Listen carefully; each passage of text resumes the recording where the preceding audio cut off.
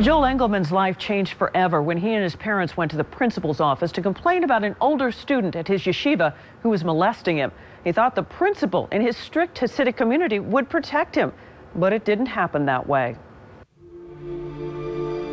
I was 8 years old, the youngest of 7. A short while after, I started being called to the principal's office where he would sexually abuse me, usually on I would say on an average twice a weekly basis for about 2 months.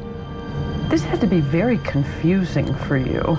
Yes. The things he was telling me to do, which I knew were wrong, and only a day before, he was screaming about the kids shouldn't put your hands in certain places and your body is dirty, and here he was touching me. You told your parents? He always made me promise him that I wouldn't tell my parents. He was an authority figure for you. Yes, absolutely.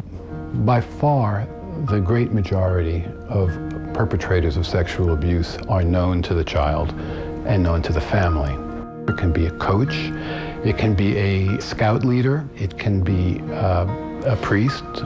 At the Brooklyn Child Advocacy Center alone, we see more than 2,000 cases of child physical and sexual abuse a year.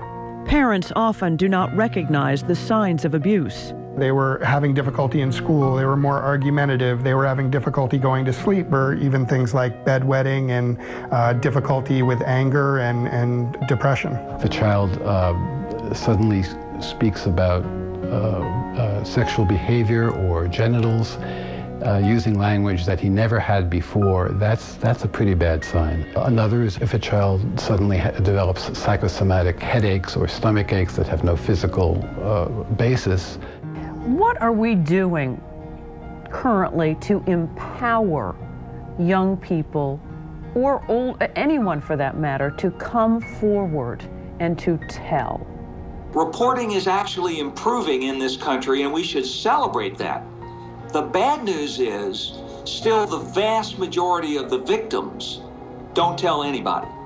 The single most important thing that we can do is simply communicate to our kids and tell them, if someone touches you, if someone approaches you, if someone makes you feel uncomfortable in any way, you can come to me and tell me, and I'll help.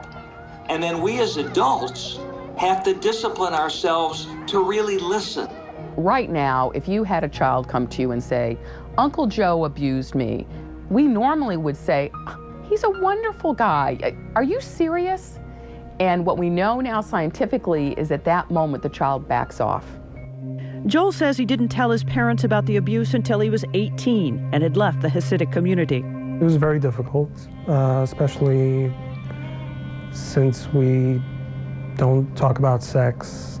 People who are abused in a religious community often run into a problem that's common. It becomes more important to save that institution than to save the victim. Nobody goes to the authorities because going to the outside authorities is seen as one of the gravest sins, and the idea is to keep everything within the community. When Joel got involved in trying to raise awareness about sex abuse in the community, he says he discovered other students who claimed the same man had abused them. What did you do? My family was very supportive. We thought the best way would be to confront him personally. Within a matter of hours, the whole school was involved, and they promised me that he would be out of the school and he would be permanently taken away from children. And then something happened. What happened? 2 months later, I turned 23, which is when they immediately took him back to his position. And what was the significance that you turned 23? That is when the statute of limitations kicks in. And at that point, I had no legal recourse. I couldn't get anyone to recognize that this person is dangerous and what had happened to me. Joel did sue the school and the case was dismissed. When we called the lawyer for the man Joel identified as his abuser, he denied the charges, and the school refused to comment. And will he ever go to jail? Well, I hope that eventually the child will find the courage in a community to be able to come forward. Would that be justice for you? Knowing that he's away from children, that would do a lot for my sense of justice and just sense of self. The children who experience abuse are much more likely to engage in antisocial behaviors. I believe 58% more likely to be arrested as juvenile perpetrators, and also much more likely to be arrested as adults. A new treatment was recently tested at Yale and at the Brooklyn Child Advocacy Center. CFTSI stands for the Child and Family Traumatic Stress Intervention. It's a brief 4 to 6 session intervention that's designed to help a caregiver and a child who's experienced abuse communicate about their abuse. The thing that's really the most exciting about this intervention is that there was a 54% reduction in symptom, and there was a 73% less likelihood that they could be diagnosed for post-traumatic stress disorder or PTSD. And so early intervention, extremely important? Post-traumatic stress disorder, we associate it with returning military, but the reality is this is a common occurrence that impacts the lives of child sexual abuse victims. These kids do not tell.